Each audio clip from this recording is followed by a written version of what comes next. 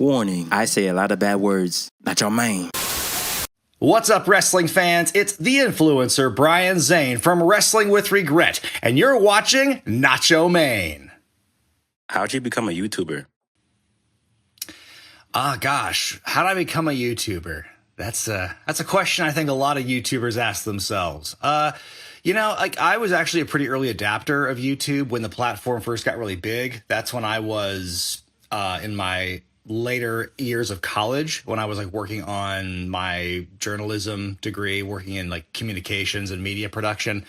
So I was uploading a lot of my early work, my student work, to YouTube on a personal account.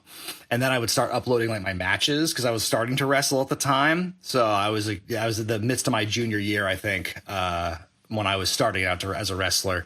And so I was putting some matches up there. And as far as how the channel Wrestling with Regret came about, it was just something that had been kind of on my mind for a long time. I'd always wanted to do sketches or do some kind of wrestling themed comedy using YouTube as the platform. And I was thinking about this for many, many years before Wrestling with Regret ever came up. But then when I several years of watching guys like the Nostalgia Critic and the Angry Video Game Nerd and people like that, I really liked that form of communication and the form of storytelling with the long form videos. But I was kind of disappointed at the lack of wrestling representation out there. And so I kind of decided, well, I had an idea about a channel like Wrestling with Regret, again, for another year or two, just in my head before I finally decided to start making videos about topics that I was passionate about and that I could deliver and tell stories in that kind of similar vein.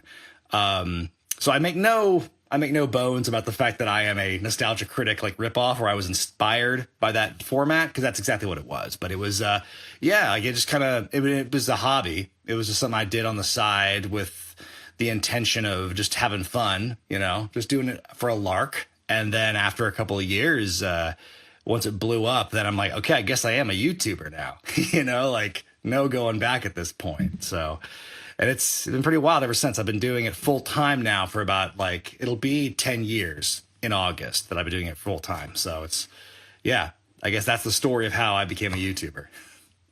Oh, that's pretty cool. How'd you become a wrestler? And who was your trainer? Yeah, I started training to wrestle right after I got out of high school. I grew up in Portland, Oregon, went to school at the University of Oregon, which is 2 hours south in Eugene. And around that time, I forget how I discovered Buddy Rose was A, living in Portland, B, had a school, C, was admitting applicants, but and D, was local.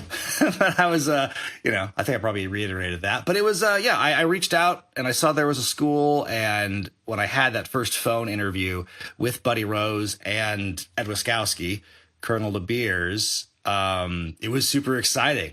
This was, up to that point, that was the most in wrestling I'd ever been. I've always been a fan, but I never really talked to wrestlers. I never really talked to established people who'd made it, wrestling trainers. Oh my God, this is incredible. And that was the mindset I had going into it. And it was fun. I wasn't physically, I was not very gifted. Coordination, timing. I was a theater kid. I wasn't an athlete. So, the wrestling aspect of it wasn't the best for me. And if you go and watch my matches, you'll know. And that's why I make fun of myself so much as a wrestler in my channel, because I was nothing special. And, but and it was one of those things where I'm glad I did it. I kind of wish, there are parts of me that wish I had done things differently, to apply myself more. If I did this a little differently, if I was a little more willing to go on big road trips early on, and applied my craft as a wrestler and got better, maybe I could have stuck around. But a year of that, and it was I think they're just going to make me a jobber and I'm not getting any better. So, becoming a manager was the right step for me. Are you done wrestling after that one match you had last year?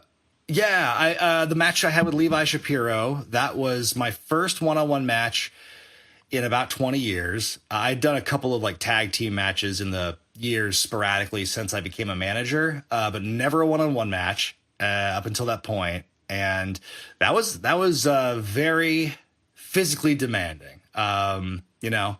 But Levi Shapiro was a great opponent. He really pushed me to my limits. But of course, I had some help at the end. But I think as far as that match goes, that might be the last one I ever do. I mean, I don't know when I'll have another reason to get in the ring, per se. And, you know, I ain't getting any younger and I ain't getting any better. So I don't know if I'll have an opportunity like that to get back in the ring. Maybe, you know, if I have a rematch with Simon Miller, if he wants to try and get his win back on me, you know, we'll see. But as of right now, I'm retired as of this point. I thought it was a good match, and you got busted open too. I did. That was the first time I got busted open in wrestling, and yeah, it's not pretty. I think, although one thing you know, as someone who's never bled in the ring before, I think my biggest problem was I kept doing this throughout the match. I would check on it, and I don't do that. Any budding wrestlers, if you bleed, you got to let that stuff. You can't touch it. You got to let it flow, because that's where the money is. So take it from me. Don't do this shit as you're as you're bleeding, because it ruins the visual. How'd you become the Power Commissioner? Because I was friends with the booker. That's pretty much it. Mr. Ooh La La, who is the owner of Power Pro Wrestling, gave me a really cool opportunity to be the commissioner. And he's my writer. For those of you who don't know, if you watch a lot of my long forms, he has been my co-writer for the last several years. And yeah, he's had that promoting itch for a while. Back in 2000, late 2019, he started POW Pro Wrestling. I wasn't part of it then. I didn't get part of it until 21. How'd you become a manager, commentator, and interviewer? Yeah, well, I became a manager out of necessity, because it was literally a year into my wrestling time where the promoter I was working for at the time suggested that I become a manager, because he didn't really see much of a future in me as a wrestler, and he was correct. And, you know, but he recognized that I was a really good talker. And so he said, oh, he had this idea for me, da-da-da. And I fielded the question to a couple other people I trusted, and they were kind of like, yeah, this is probably the best thing for you. And so that's how the managing began. And honestly, I didn't think too hard about the idea of being a commentator or an interviewer until like 6 years ago, when I started doing stuff with Ring of Honor. Because when they brought me in, this was back in 2019, they had me doing like hosting little countdown segments on their TV program. They had me doing some backstage interviews and post-match interviews with people. And again, this is something I wasn't really, experienced in, that wasn't my original goal. Like, I kind of wanted to be an ROH and manage, but they had an opportunity for me as this kind of broadcast role. And the more I did it, the more I really fell in love with it. I realized, oh, this is way more up my alley, because I've always had the on-air TV delivery, I come from a background of, my dad was in radio, so I kind of inherited his broadcast voice. And it was just something that I was my skills were better served in kind of this broadcast production kind of role than necessarily being like an on-air character at that time. And so when I was doing that, and it was just such a cool environment, a great learning experience, to get better at how to do interviews, like with people who were there and who had that real world, national experience, global experience. And so that was a super fun experience to learn under like Maria Kanellis and Jay Lethal and Dalton Castle and the other production people behind the scenes. Zane Decker, who currently works for AEW in production. He was great to work with. And I think that really helped, cast my die ever since then. Ever since then, I've really wanted to pursue the commentary and that kind of field. And that's what I do, monthly with PAL Pro Wrestling, and what I've been doing with Prestige in the last several years as that company is winding down. But yeah, that's some of the most fun I have is calling the action or getting to talk with a wrestler or something like that. That's been my strength as of late, and that's something I really want to keep doing, as I continue my career in wrestling. Did you have fun at ROH, and what do you think about AEW right now? I had a lot of fun at Ring of Honor. It was that was definitely the high point of my career, to be able to work for a company with that kind of history. To be part of that roster, it was very flattering. I had some insane imposter syndrome, when I was there. I felt at times like I didn't belong, but knowing that I had the support of certain individuals back there who were rooting for me was very motivating. And I have amazing memories of my time at ROH. And yeah, I think as far as AEW goes, I enjoy the product. I enjoy watching it. There's some things that, I'm not in love with AEW. But I mean, I think the problems I have with them, for the most part, it's not earth shattering for me. I'm kind of at that point now where I react to a lot of modern wrestling. I don't know. It's like I'm trying to disassociate and disengage with it. If that makes any sense. I'm trying not to I'm not trying to get too emotionally wrapped up in wrestling anymore as I get older. But I think, AEW's doing well. I don't watch enough WWE anymore to really have an opinion on it. But yeah, AEW's pretty solid. I started watching WWE since the last WrestleMania. Yeah, it wasn't that good to me. Yeah, I mean, I was starting to fall off, and then last year was kind of a breaking point for me. And I think I definitely, that was a big factor in determining how the worst of Countdown went this past year. It was very negative to WWE, but I think it was also a time where, me personally, it's it was a situation where the company was doing not just one thing, not a couple of things, but a whole lot of things that were just man, it's not fun. It's not really interesting to cover this thing anymore or watch it even. It's when it stops being fun, that's when I want to back out of it, when certain videos I was starting to make, when it was not fun to produce them or to make them anymore, I just let's get it out of my mind. And so that's kind of how I felt at the end of trying to cover WWE and trying to cover AEW, because I enjoyed watching it, but then I gotta take notes now, and I gotta have takes, and I gotta put a video out, and I gotta do that, and I have to bear the brunt of all this this really angry stuff when I'm trying to be as fair and as level-headed as possible. Getting some of the angriest takes and the people just shouting, "Oh, you're biased," you're da-da-da. It's there's no arguing with those people, but I don't want to keep putting myself up to that, which is why I kind of stopped, was because it's not really fun to watch anymore.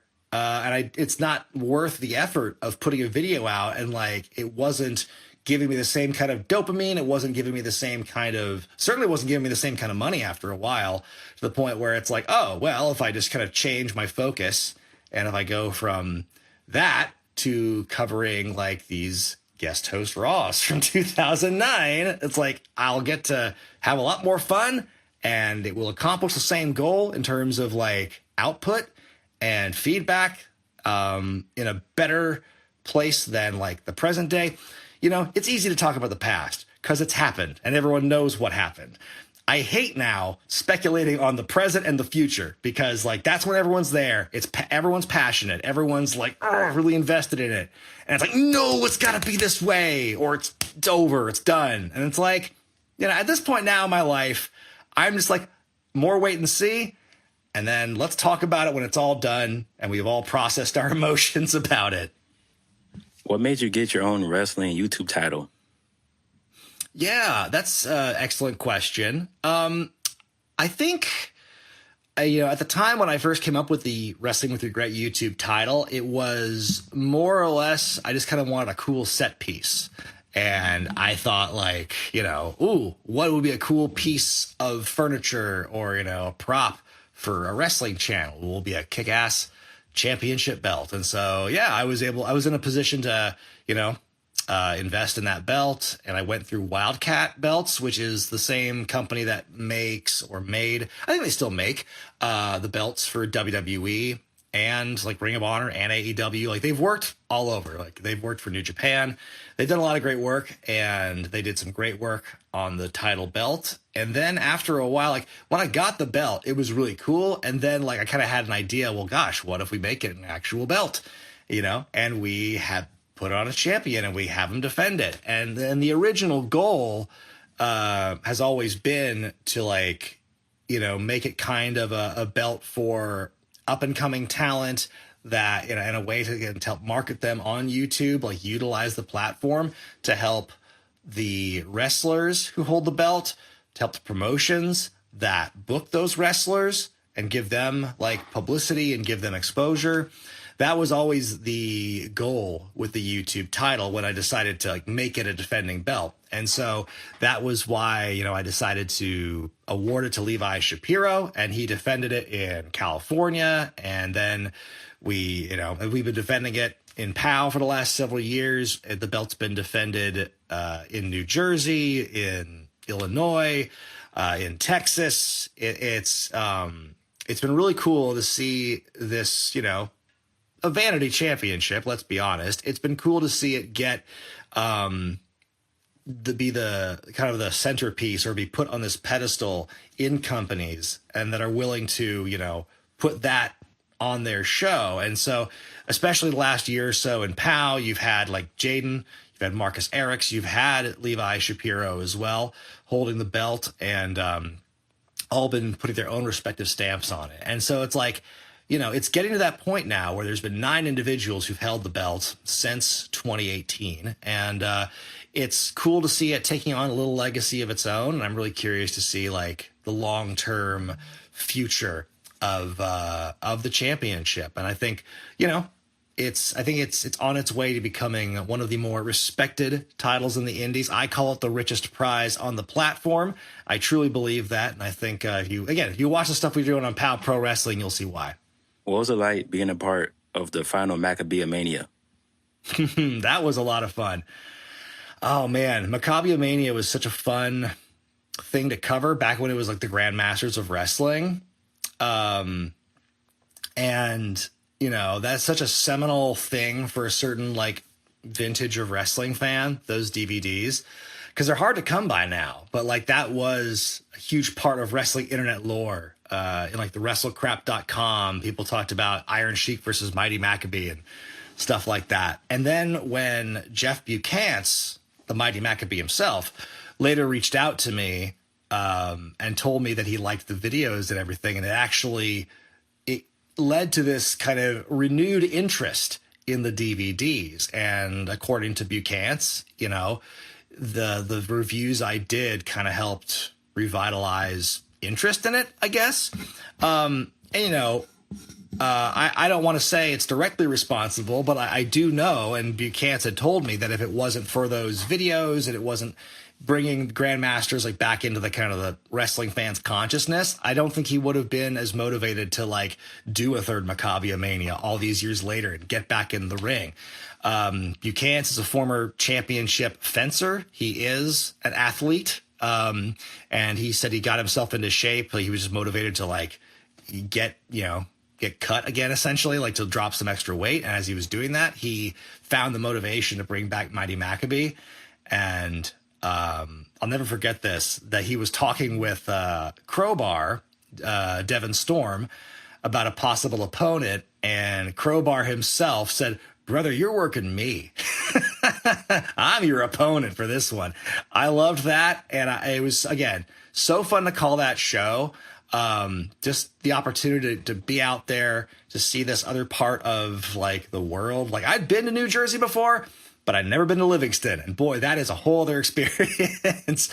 And just getting to like meet some of these people who I knew from the original Grandmasters discs, and like to be there for this kind of full circle moment, and to know that I'm partly responsible for that even happening. That's a huge, like, check, little feather in my cap, so to speak. A nice feather in my yarmulke, I dare say. How was it doing commentary with Ken Patera, and what was it like managing the Backseat Boys? Yeah. Patera was great. He's a smart guy.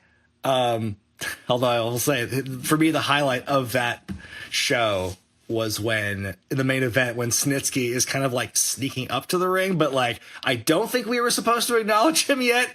But Mike Omansky, who was the third man on our team, he points him out, and then Patera just goes, "Shitsky?" And that was the most amazing thing ever. Patera's great. He's also, like me, a fellow Portland, Oregon native, so it was kind of cool to have that connection with him.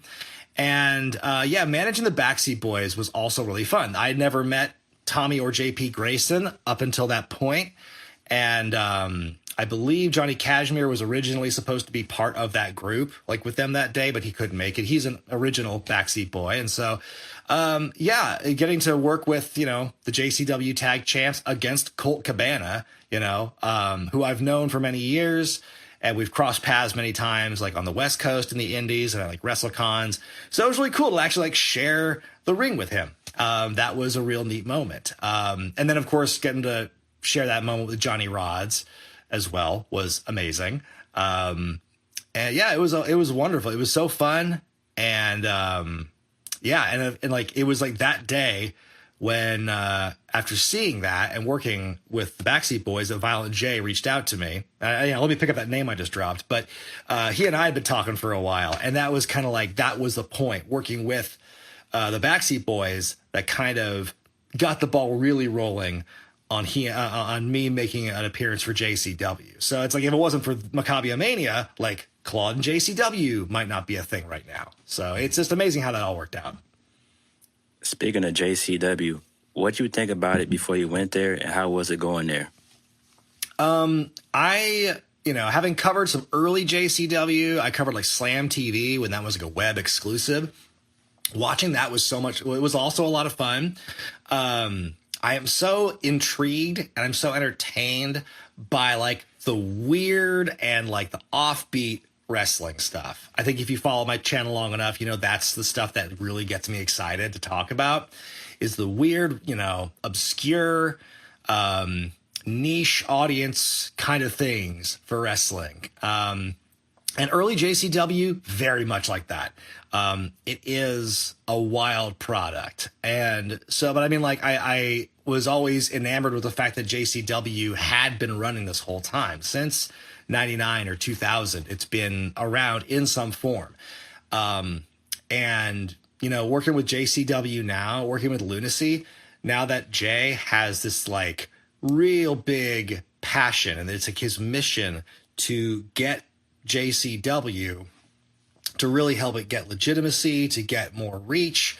Like, that's why he's committed to the weekly Lunacy show, the episodes, and like doing all these shows that coincide with Insane Clown Posse concerts. It's like the ring is there. You get two shows in one when you're at these shows. You get like a wrestling show, and then they tear down the ring faster than I've ever seen it done. And then they roll in the clowns for the concert. And getting to, again, to be part of that has been just absolutely nuts, insane, as it were. Because as somebody who like spent part of his like adolescence listening to the Insane Clown Posse and like finding them through wrestling, and then to eventually like get the attention of one of them through your content, develop a rapport with them, start working with them for like their wrestling show is it's a dream come true. It really is. Again, in the brief time I've been there, in about 6 months or so since Claude debuted there, I have met some awesome people. I've gotten to work with some great people. Just seeing the show and the way they produce it and the way it's run, the dedication they have to it is really cool to see. And it's really exciting to be part of this growing product as it is increasing in scope and notoriety. How'd you come up with your Claude character? Claude debuted originally way back in 2013 as a French model character. And I think it was just kind of a one-off because I was doing it as an example of like repackaging somebody, like changing someone's gimmick very obviously and trying to play it off. The joke was like going from Brian Zane to Claude with his hair like this, and it's like he's wearing a funny shirt. And that was about the end of that. And then it became its own character over time, which occasionally comes in and speaks in a funny accent. And turns out that's actually one of Violent J's favorite characters on the channel. And so he was really into the idea of bringing Claude into JCW for a while. But yeah, that's really the thing. The slight difference is we've turned him from a model to an artist in this JCW world. And so it's, which is fine by me because, I'm not a model. I think that in a world where we currently have like a very over team of male models, like in the wrestling space, for me to try and do a model thing, it would basically be me like trying to cop them or Zoolander. And it's like, let's not do that. I think maybe it would be turning into an artist to be equally fun, get a chance to stay French, put on a voice, and yeah, just get to be that kind of grating, obnoxious heel character. I don't usually get the chance to be anymore because usually when I'm doing stuff with commentary, I'm just Brian Zane and I'm just myself. But whereas where I'm playing Claude, I get to, be that, annoying heel manager character that honestly is something I haven't really had a lot of reps in lately up until then. And it's fun. Like every time I've been out there doing La Galerie du Claude, the circumstances have always been a bit different. The ending has always been a bit different. But it's always a learning experience and it's always just very fun, very memorable. What do you think about Vince Russo and JCW? I think that is going to be a net positive for JCW. I know a lot of people have their qualms about Vince Russo as a writer. Certainly, I have spoken out about those myself on the channel numerous times. But I also add the caveat that there's a part of me that appreciates the storytelling abilities of Vince Russo because that's what got me into it when I was a kid, because he was writing for the WWF in 1998, and that's what hooked me. So I could never begrudge Vince Russo for like the dumb shit he has done as a writer, like historically, when there's all that undercurrent. And so, Russo by and large has been out of the creative game for a while, and he is certainly, he's talked a big game over the years. He has criticized this company, that company for doing stuff in ways he wouldn't agree. And I think, when I see people doing that, I think the best, answer to that is like, okay, well, you show us how it's done. And so, that's not like me taking a dig at him. I'm just saying like here, he's got the chance now to put his money where his mouth is, to prove, that he has the ability to increase the exposure, increase the notoriety of a company once again. I think JCW is a great fit for Vince Russo because Juggalo Championship Wrestling at its core is still very much kind of a band of outlaws, And Russo in that way is very much an outlaw in that like he is kind of on the fringe of what a lot of wrestling fans might appreciate. And his ideas are a bit out there sometimes. And I'm curious to see what the long term of JCW under Vince Russo is going to be as an investor or otherwise. I think that, and again, the history that Russo and the Insane Clown Posse have, I think that helps as to why this relationship has kind of been brought back up. So, yeah, I think it can't be, I don't think it can be a net negative for JCW. I think it is going to be a positive thing for them in the long run. Whether Russo is there like for a short time or a long time, I think that his contributions, will be a net positive. You won a award for the most irritating of the year for JCW. How'd you feel about that? Oh, that's a badge of honor. I love it. It's fun. It's fun to get noted. It's fun to be acknowledged for your character. Jeeves won Lackey of the Year. So I think he might have been in the running for the most irritating as well, but I couldn't lock that one down. Hey, Claude is an irritating individual, and I make no bones about that. So if he was able to win the award, and all I got to win it was just get hit a few times with bottles. It's a small trade. Speaking of that, what was it like going to the gathering of the Juggalos for the first time? Oh, it was incredible. I could write a book with the stuff that I saw at that show. It was that whole gathering was cool because I've never gone to a music festival, period, in my life up until then. So that was like my first experience of anything like that, and it was transformative.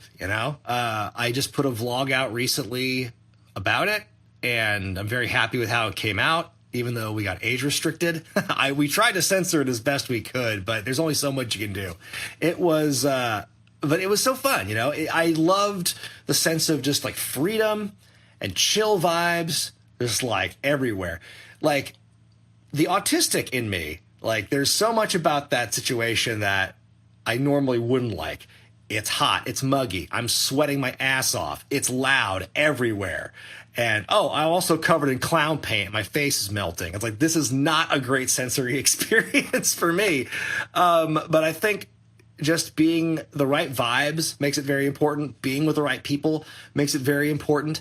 And I think just, again, the novelty, the excitement, this is crazy. It's like, I feel, I almost feel like, an Amish person having that, was it rum spring and whatever they call it when they go out into the city for the first time? Like, going out in the big city for the first time. Only it's a big, loud music festival with no running water. But it was, it was still a great time. And I don't know if I'll be going this year to the next one, because I got some other plans for 2026. But, I hope to get back to the gathering at some point soon. What's the craziest thing you saw at the gathering? I don't know if I can say that. I think Grandma winning the Faygo Wet T-shirt contest. That's how much crazier can you get than that? Since Vince Russo is in JCW, could you see David Arquette coming to JCW too?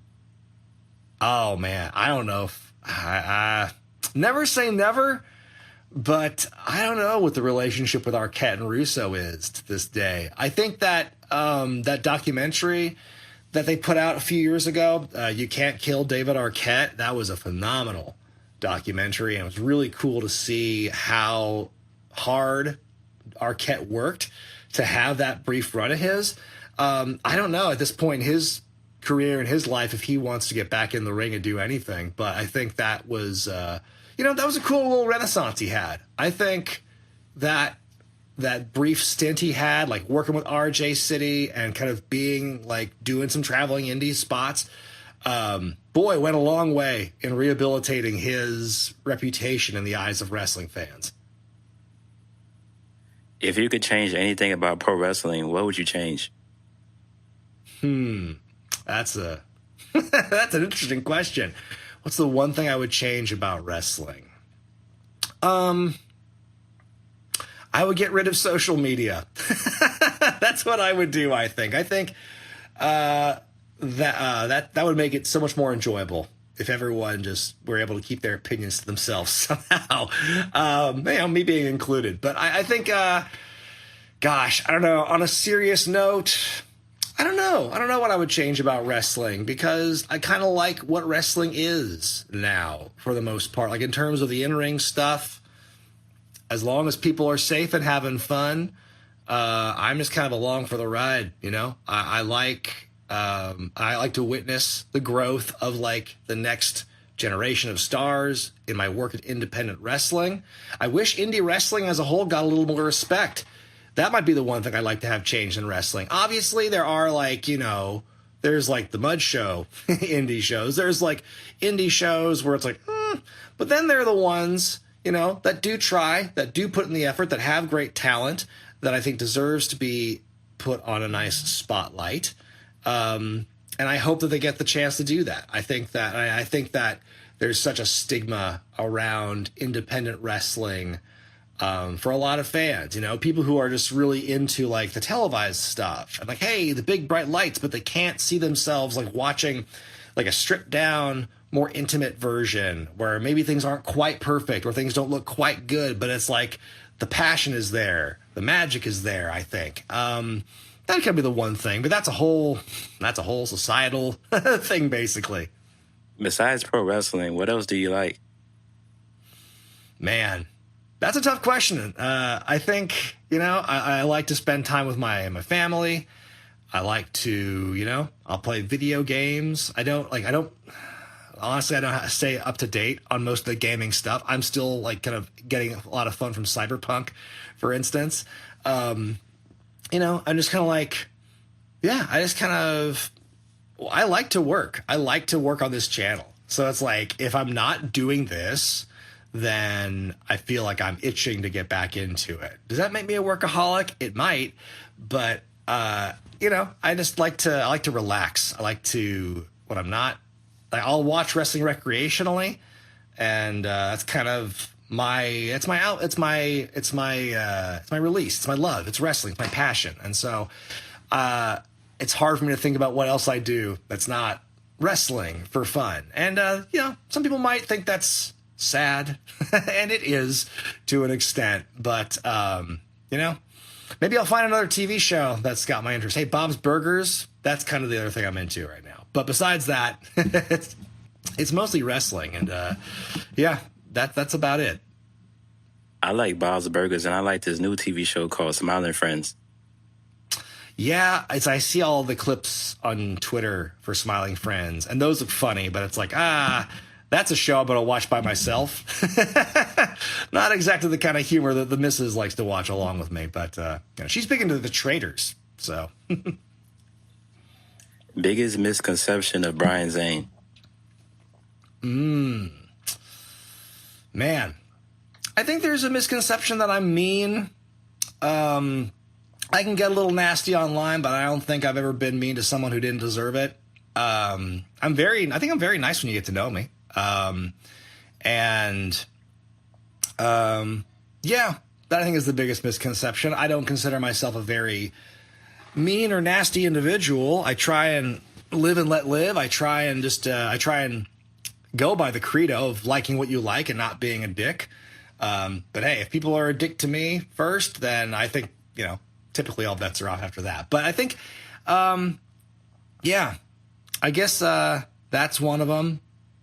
And I don't know. I think the bias argument gets me a lot because, you know, I think everyone has a bias.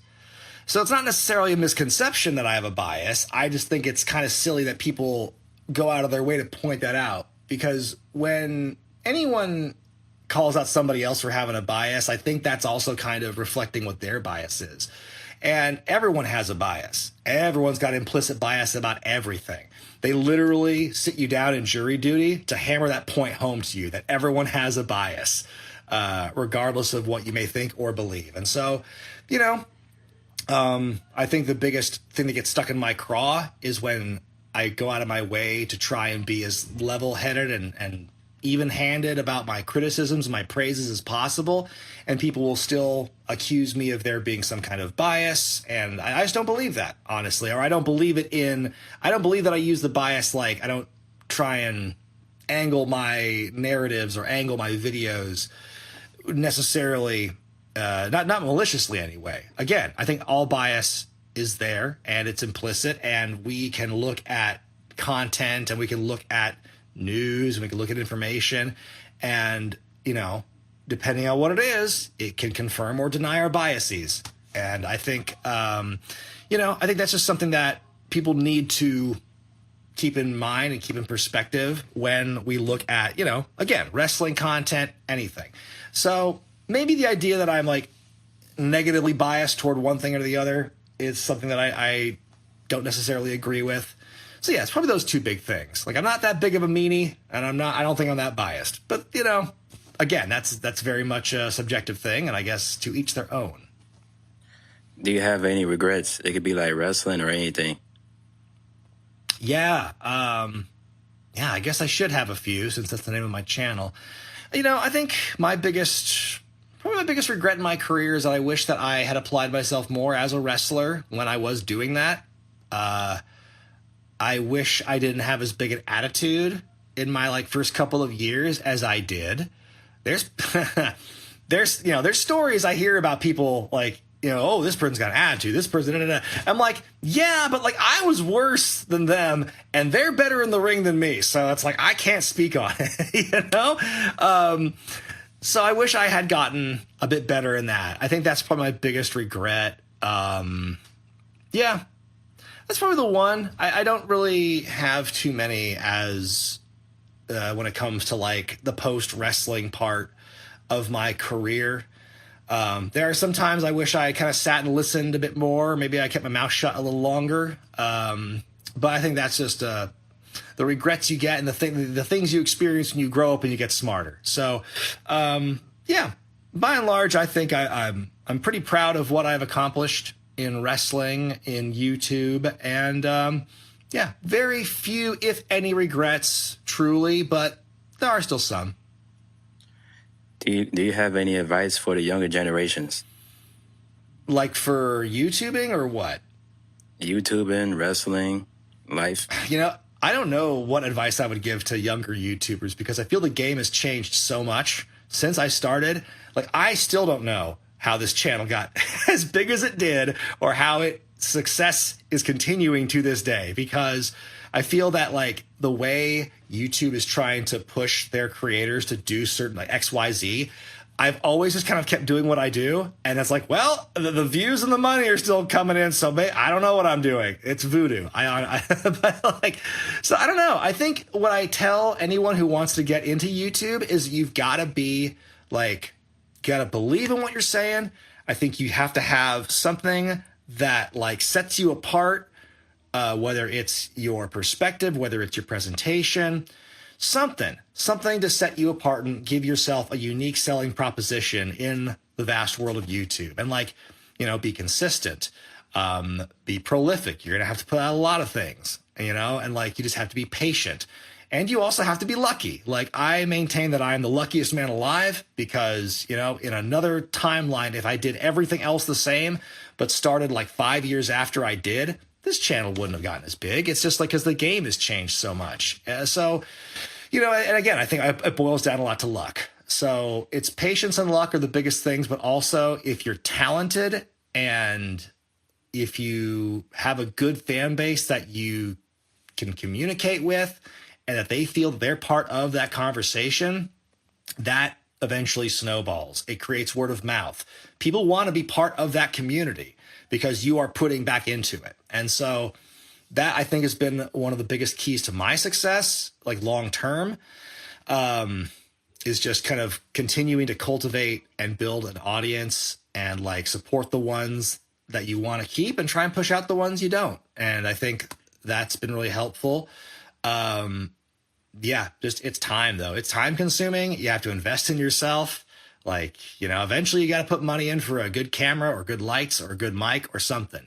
And that's like what I ended up having to do before my channel truly blew up, was, you know, you just have to invest in yourself and hopefully the dividends will follow. But it's a hard game out there. And for wrestling, I guess my advice is just keep your eyes open, your ears open, your mouth shut, and have a good social media presence. I think that's a great way to get booked. So that's probably my biggest pieces of advice. What do you think about YouTube back then when you first started compared to now? I will say when I started and when the channel first blew up, YouTube was very much still the Wild West. I think the first year I went full time with it, that was when like the adpocalypse happened. And like, ooh, You know, like all these advertisers are pulling out of YouTube because they realize they don't have control over like where their ads go, like, you know, print or TV or anything, or radio, for instance. So it was definitely not as regulated.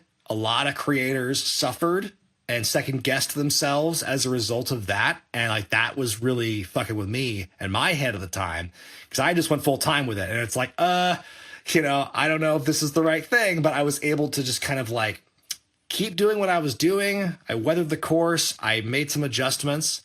And yeah, I was able to thrive after that, like more so than I ever did before the apocalypse. And I think, you know, YouTube as a platform, it's not perfect, but it is the best platform out there when it comes to like user interface and accessibility.